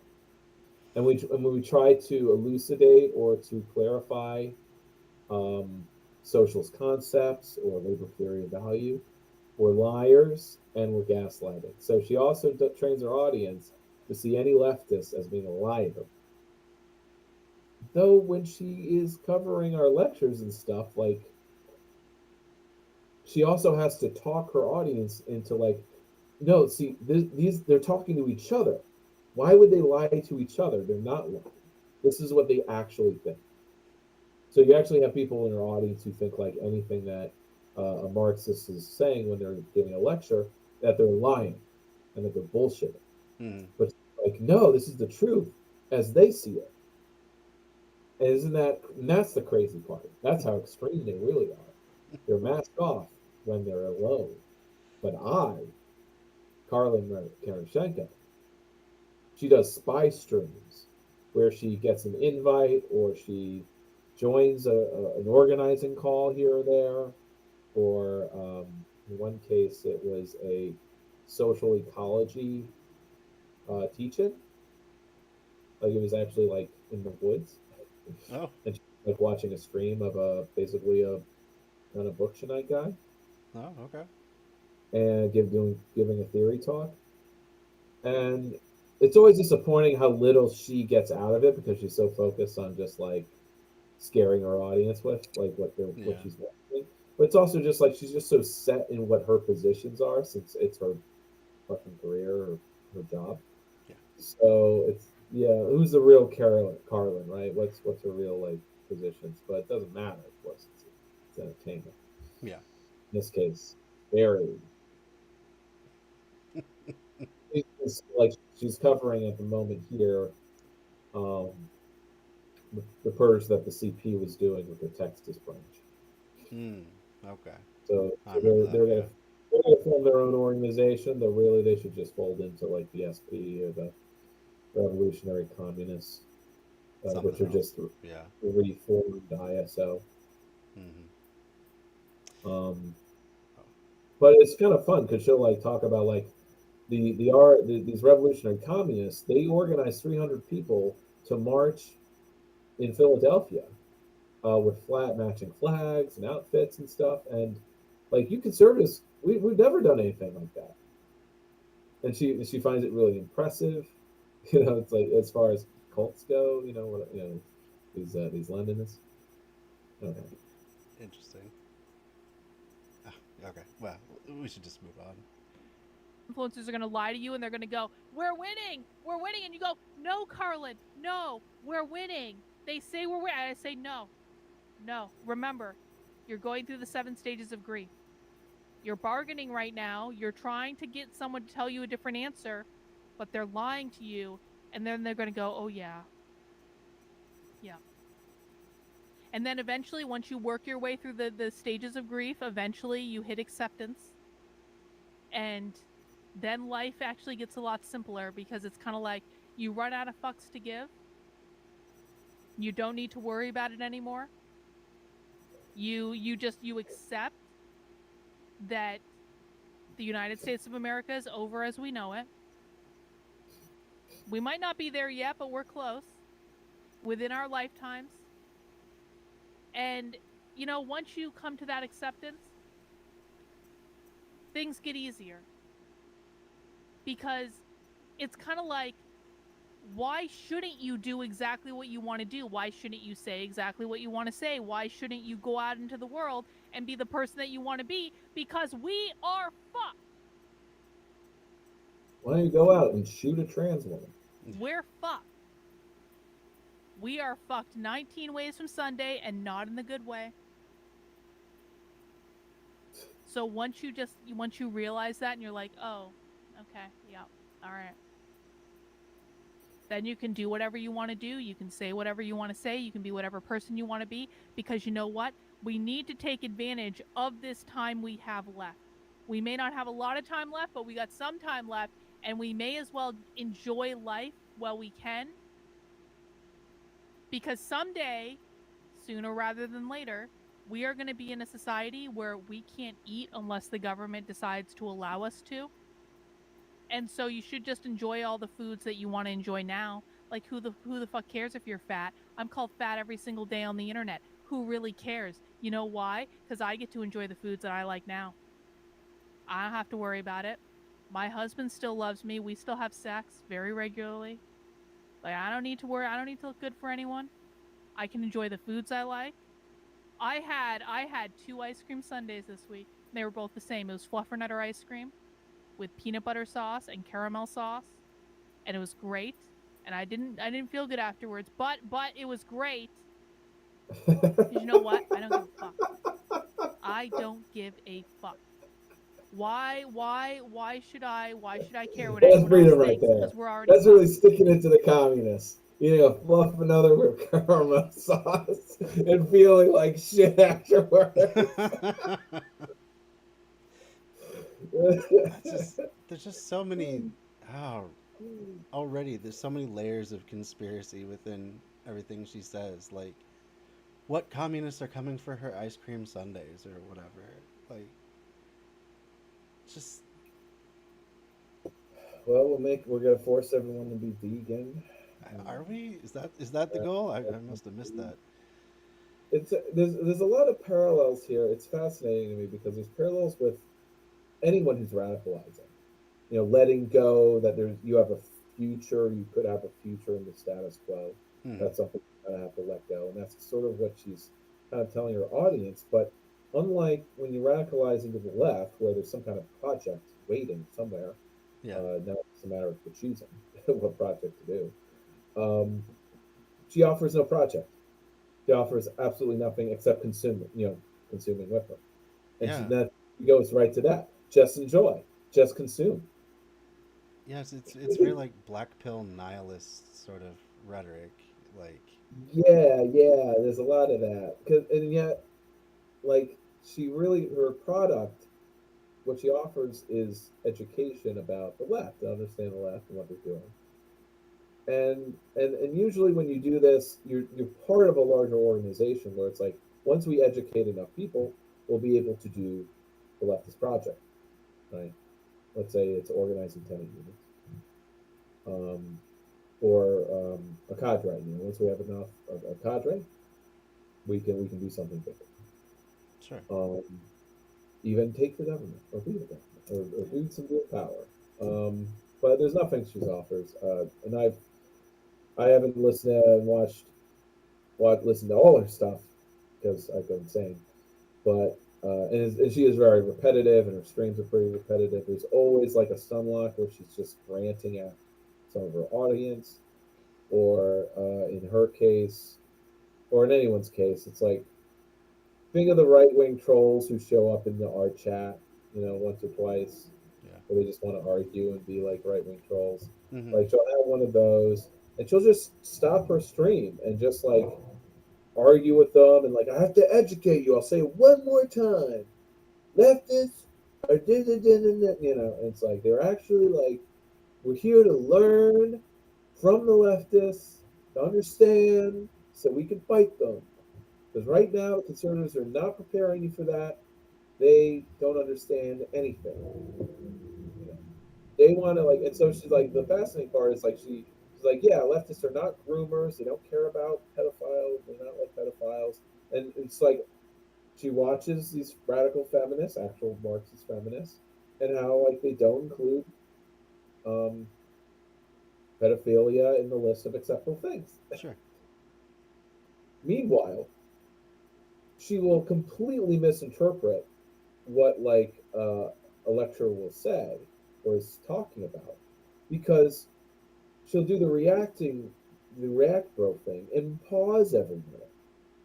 And the thing about Marxist lecturers is that they can go on, like myself, you may notice, I do some run-on sentences. You don't want to cut me off mid-concept, because and what professors will do is they'll talk for 5 minutes about a thought experiment, Right. or a hypothetical. Yeah, it's a lot of groundwork to lay. Yeah. Right, yeah, laying groundwork. But Carolyn will stop and maybe okay, let's keep going, but she'll talk for a minute or two about is she saying what I think she's saying? It's like, no, bitch, she's saying the opposite. Just let her finish the, and that's why it's bullshit. Yeah. Kind of thing. Oh, that's funny. Because Sophie Lewis was talking about enemy feminisms, so she was describing all of these enemy feminisms, and Carolyn's getting confused about it. Or Carolyn. I keep saying Carolyn. Why do I do that? Yeah. It's an unusual name. It's easy to get mixed up. But yeah, let's let her cook a little bit more here. And the world is going to hell in a handbasket. Yep. Andrea's eating popcorn. Yep. We're drinking some beer. You know, the type of craft beer that we have, all the different varieties of craft beer that we have, is not going to exist in the socialist utopia. None of this. We have we are so blessed. She's always drinking a beer on screen. We live in a world where we have thousands of craft beer options, no matter where you live in the country. You can find craft beer near you that's really, really good. And that if you think you don't like beer, you just haven't found the right ones yet. And there's so much good beer out there right now. And you know what? We're not going to have this. 20 years from now, we're not going to have this anymore. So you might as well enjoy it now, man. It's like waiting for the rapture. That's the other thing. Might as well enjoy it.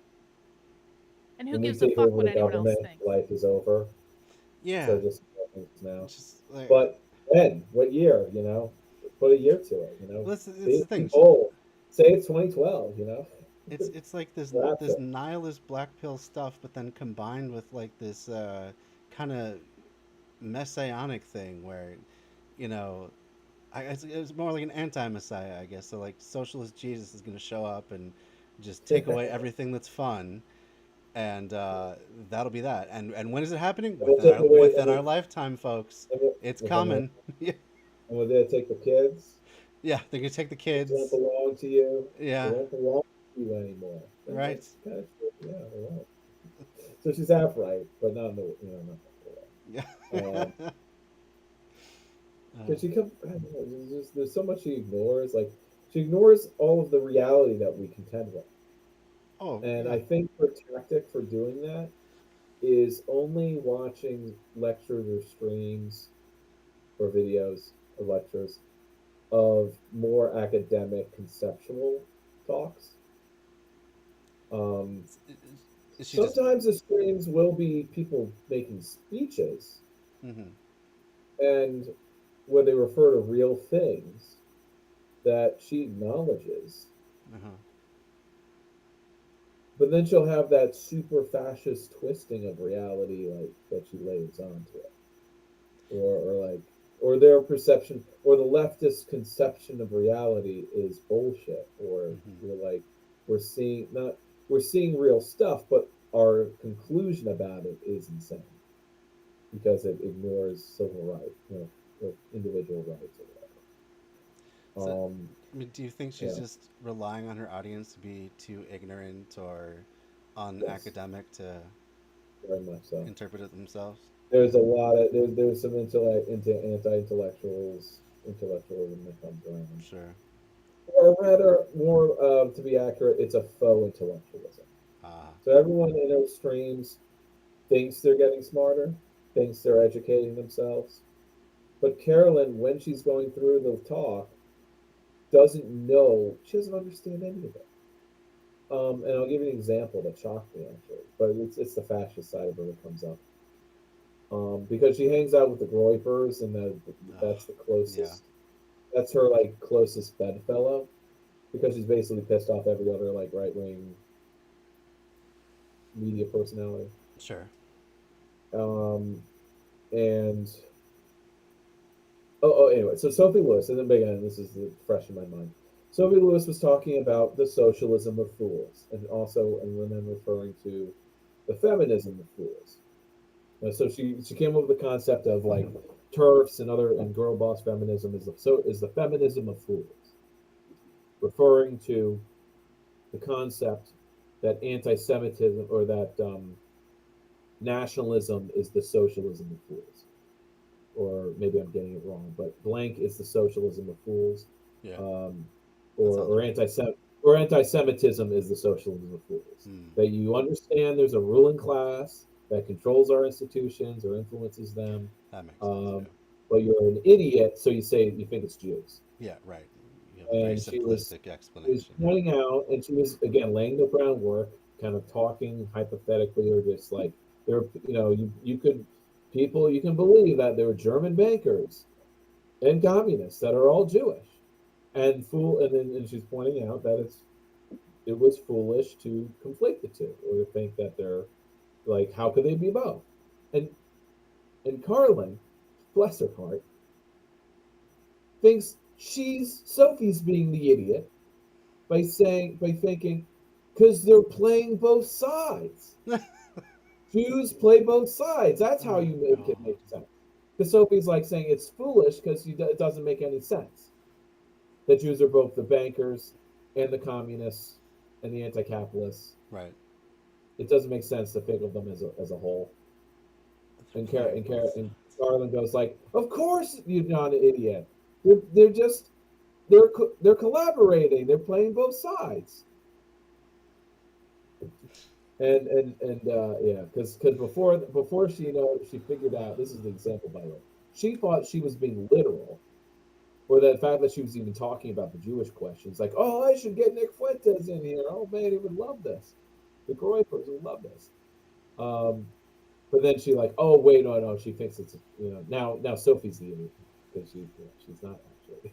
She's saying that to be a Jewish questioner is the socialism of fools. Wow. Well, let's continue with the grilling. Speaking of, I need to get in touch with that guy who wants to do the grill.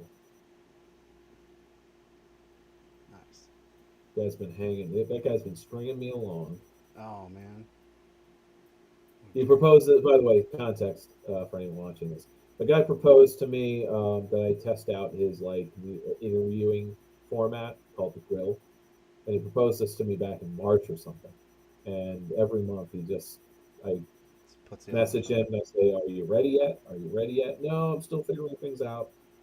How are you figuring things? You've been figuring things out since spring, man. You're not working on anything else. I'm working on other things. I had 3 projects in the spring, and now I've got repair shit. I had a leak in my ceiling again. I spent like a month in the winter patching it, and it was leaking. Okay. All right, well, let's move on. Who cares? Because you know what? Those people who are all about like caring about like your weight and you looking good and whether or not you're showing your boobs off on the internet, all those people are just like, they're not hinged into reality, and they haven't yet come around to the fact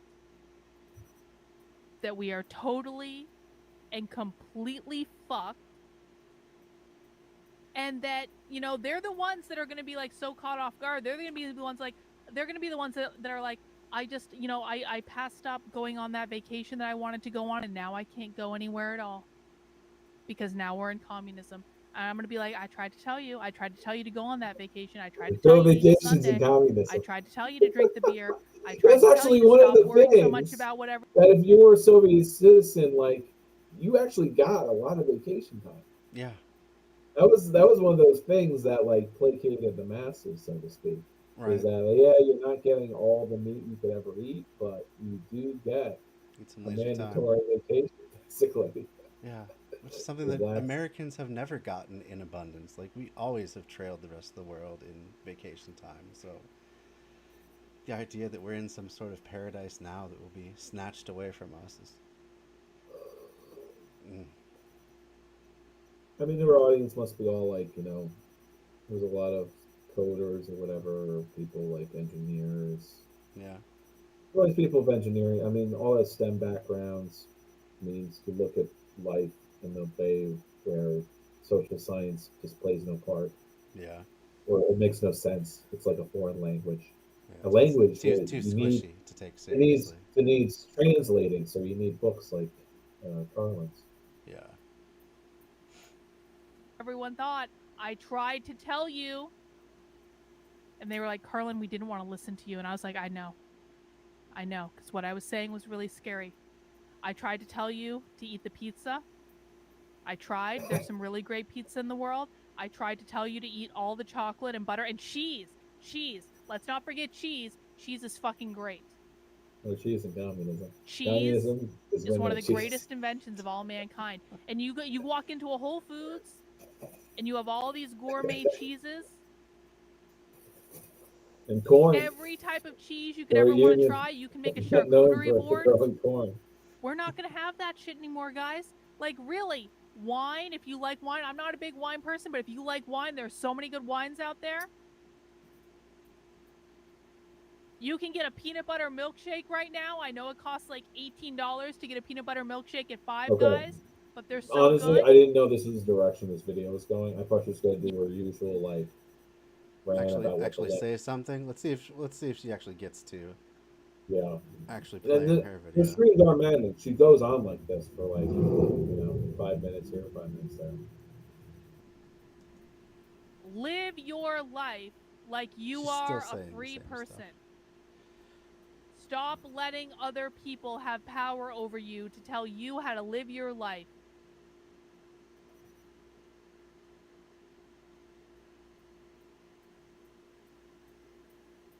So people say I'm black-pilled. I mean, I guess in some respects maybe I am, but I've never felt better. Black pill is when you're fascist. Black is a total fascist. Stop waiting for permission to do exactly what you want to do. Oh, sorry, brown. That's right, brown. Stop sorry. waiting for permission. Who cares? The only person that you need permission from to do what you want to do is you. You don't need permission from anyone else. And if people want to make fun of you or they want to ridicule you, fuck them. Guess what? There are millions of people in the world who will love you just the way you are. You don't need to please anyone else. You only need to please yourself. And maybe a few select people in your life. In my case, I would say I need to please myself. I need my husband to be okay too. Fuck everyone else. So if my husband has an issue with something I'm doing, that's someone I'm going to listen to. I was going to be like, okay, well, maybe it's time to show a little less boob on Twitter if my husband has a problem with it, although he doesn't. He actually thinks it's funny. But if he did have a problem with it, I'd be like, okay, well, that's an opinion that I need to factor into the scenario. But if anyone else has a problem with it, don't give a fuck. So maybe I am white-pilled. I don't know. Maybe I am white-pilled. And let them I am going pony trekking in Wales this fall, and Greece and Serbia next year. I'm 54.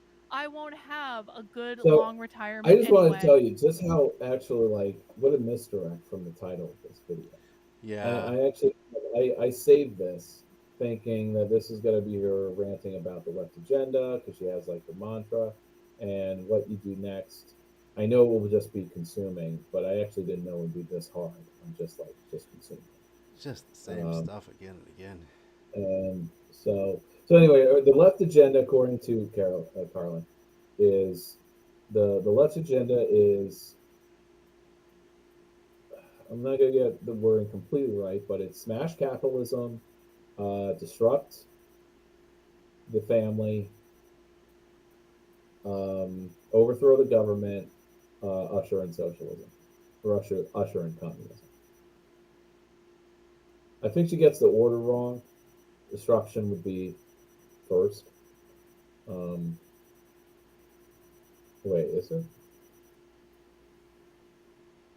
Yeah, whatever. I don't know. If you click on any of her streams, she'll have her. She has a theme song which includes the four steps of the left agenda.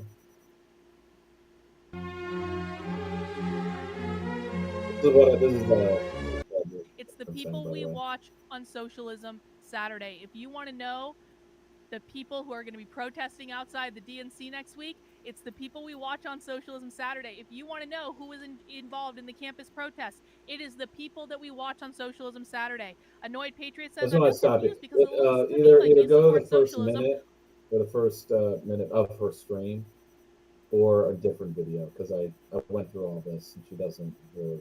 She doesn't really say much of anything. Yeah, until she's ranting at one of her. I couldn't tell you which minute it is, but when she's ranting at like one of the right wingers who pop in, trolls that pop in, she's like, "All right, if you're so smart, tell me what the left agenda is," you know. And by the way, I was listening to this, so I wasn't seeing Sophie's slides. Okay. So it'd be nice to see some of her slides actually. Talks about abolition feminism. So, yeah, I think Sophie is the middle one. Which one? Sophie, the middle woman there, Sophie Lewis. Oh, sure. Anyway, I'm kind of a fan. And she's and Carlin really loves it. But she's like the ultimate like crazy communist feminist, you know, who wants to take away your children. And she doesn't believe in parental rights because she wrote the book Abolish the Family. I see. So easy I like clickbait there. Yeah. Oh yeah. Gotcha. Not that she'll ever read her book. But again, it's my other metaphor, and if I'm ever, I really, you probably suggested I need to find a way of emailing her and be a guest or something, because you will talk to like commies, but usually of the anti-woke type. The Pat Socks and so who agree with her in some way. You know. Sure. Not to like do a Q&A or to rant at someone or to make a debate or an argument. What was I thinking? I've lost it. Oh yeah, sorry. My metaphor that like her watching these lectures is like watching a lecture on rocket science, and when you haven't passed high school physics. So when someone on the panel of rocket scientists mentions drag coefficients, you're like, what kind of bullshit made up language is that? You know? Not that she's saying that about leftist jargon, but no, actually she does kind of say that. It's like leftists confuse you with all these made up words that they made up, or these concepts. They made them up, and they mean something to them. So I think like she's arguing with people who say it's all bullshit. It's like it's not bullshit to them. They believe it. You know, it just doesn't make any sense because you're uneducated. Not like me, who totally knows what they're talking about. It's like, at all. Because again, she hasn't even read any of the, you know, preschool Marxism stuff. Sure. You know? Or again, she doesn't have physics knowledge, so why would she know She has no context. what a rocket scientist is talking? Right. Interesting person, though. Very We interesting. should cover her more often. Maybe we can find I'll some see better clips. when she posts short like clips and not 3-hour streams. They're so fucking long. It's hard to sift. She goes on, and sometimes she doesn't even finish the video. Yeah. Because it'll be an hour-long video, but she'll just keep getting stun locked, which, you know, I guess, I don't know how that's fun, but I think about the audience of people that will actually like sit down and watch or tune in for 3 hours on a Saturday. I'm like, wow, that's not a fulfilling life. Yeah, I mean, it probably doesn't take much convincing to say that there's not much to look forward to and that things suck and all that stuff. Yeah. I mean, I'm listening to her while I'm gaming, right? So that's like saying like I'm replacing video game. I'm using video games to replace real intimacy in my life. As all gaming, if it's a social game, is to replace intimacy, or usually to, as defined in the book I'm reading, its function is to reassure or reinforce positions, beliefs, like core beliefs or something. So, like the example that he used early on in references is the game of "If it weren't for you." So this is the game, and by the way, by game has a negative connotation in this case, or games in this sense. They're cover for some psychological issue or something that you need therapy for. In this case, it's you have a restrained wife and a domineering husband. These are the roles, and this is based on some therapy from a woman who was, by going to therapy, asserted her independence and realized that her husband was not playing her game, and was actually very permissive. It's like, you can go out and go dancing, right? I'm not keeping you home. I mean, some housewives will accept that, and it's sort of like it's a child relationship of, please protect me, daddy, and I'll protect you. Or no. So the husband's position psychologically is, I don't want to be alone. I need you to stay here in the house, so I know you're here, because I have abandonment issues, right? Or I'm paranoid about it. And the wife is super scared and is a child and like wants a parent around to tell them what to do. And because if the game stops being played, where the husband says, no, you can go out, I'm secure in my masculinity and whatever, and I'm an adult and I'm not, like, my inner child is satisfied, you can go out dancing. But in the case of this client, patient, the woman found that the game of blaming her husband for keeping her home was the cover for her phobia when it came to crowds.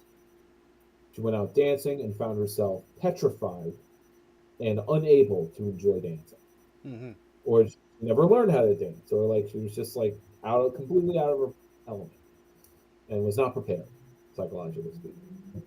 So she had to deal with that, to confront that. But it was a cover, and that's sort of fun to analyze when you're kind of like, and similar with alcoholics. And it says it's not just alcoholism, but if it's biological. And again, he's writing in 1962, so it's like, if it's biological, it's biological. But we're just talking about the set of behaviors where you have different roles, where you have the person who's saving you, the person that enables you, the person who's like a referee, the person who, so.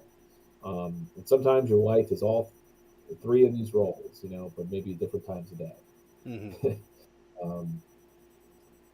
The kind of cycle of like, why does it seem like people who are have addictions, are really toxic, and no one wants to deal with them? Because essentially over time, since the 60s, I think more and more people, and this is the progress we've made, I suppose, individually, is that, there's more and more people who say, I don't want to play those games.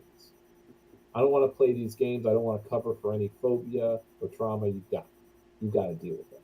Yeah. And of course, if a player, if the person wants to play a game or needs to, psychologically, for their dependent, for their positions, it's obviously really dangerous, because if you refuse enough to play the game, then they're going to have a mental breakdown.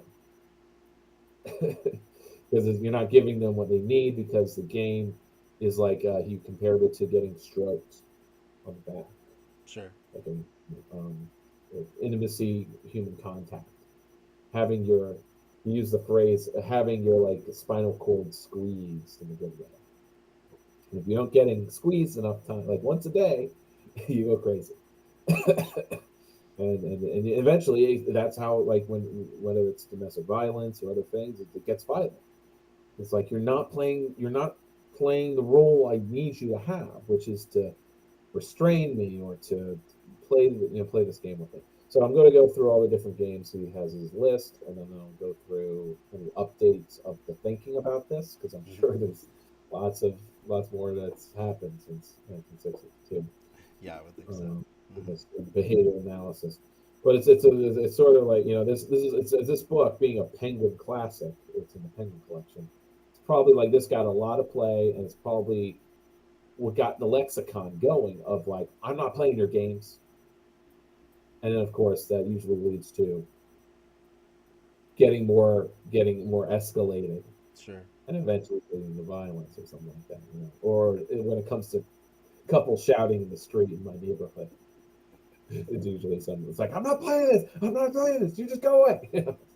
I'm not dealing with you because someone's inner child is screaming out for attention, or like it starts in the game forming. Happens in a kid.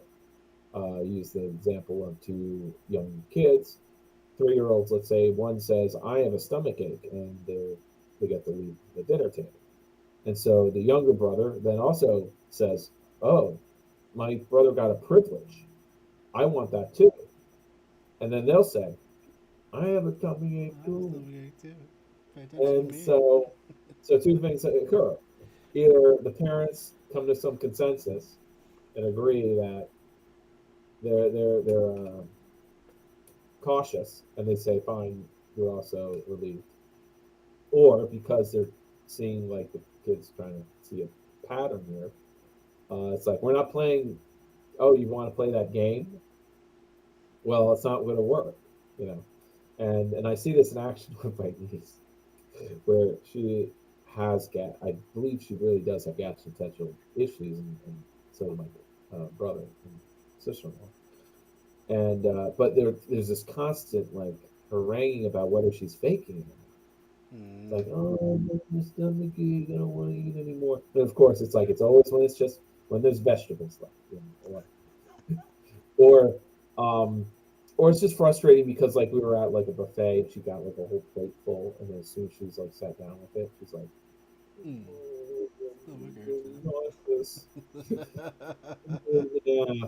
it's like I want to be in the corner and be alone because like I don't know what. She hasn't been given any spectrum diagnosis, but she seems to get overstimulated. Well, no. She's a source of overstimulation sometimes, actually. So it's not that she's getting overstimulated, but oh no, she had epilepsy. She has epilepsy, so she's on a med for that. So that could be the cause of the nausea, whatever, long term. Sure. But she's a bundle of energy and being a classic girl, ball of energy. Which is why it's like you're not really sick. Yeah. Well, you were, who knows? because 5 minutes ago you were twirling around. Yeah. All of a sudden hit it just the right time for you. And now you're all nauseous. Yeah, okay. Right. What game is this? That's funny. Well, it's interesting that you're finding that source material that talks about that, though. That's cool. Yeah, it's an old book. It's lots of cover. But maybe I'll get a better version. Yeah, for sure. And maybe any updated version. So anyway, so that's it. Week ahead, Green Party meeting, trying to plan out what we're going to do for the fall, particularly campaign-wise. Right, campaigns suck as far as like now that we're separate. Like we're not going to get lit from the Joe Stein campaign unless I guess we can do that, but we really need lit that says "write in" on it. We need to be clear that she's not on the ballot yet for anything. So we kind of need to make her lit or maybe modify the official. Maybe I'll do that. So all of business. I'm planning on canoeing with my bandmate, and we're going to play on the river during lunchtime. Oh, that's fun. Because I saw a Brooklyn band do that in the Gowanus Canal, which is a waterway in Brooklyn, which is a super fun site. Yeah. So when I mentioned that to my bandmate, he's like, "Oh, that doesn't sound safe." He's a water engineer. Yeah, I know it from the Majority Report. There's always steps away from the industrial ravage, Gowanus Canal. Oh, So yeah. they Okay. introduced their show. Oh, it is okay. It's been a Yeah. while since I listened to the intro. I remember listening to it as a podcast in '09, and he's going through the days of the week, and it's like Picante Thursday Yeah. and Shabbos Friday. You Yeah, know, that's like right. the Shabbos. Casual Shabbat. Oh yeah, casual, right? Yeah, Wednesday is casual Wednesday. Yeah. Yeah. Casual Shabbos on Fridays. All right. Well, it was a fun time as always, and can't wait till next week and see what stuff we jump into that time. Yeah. Let's see. Let me just check the calendar. Yeah, should be free in the next 2 weeks. Awesome. Look All right. forward to it. Later. All right. Have a good one. All right, and that's going to do it for me as well. So yeah, thanks for tuning in, and see you on Sunday for more Tears of the Kingdom playthrough. Getting to some interesting points in that game, so it's worth checking in.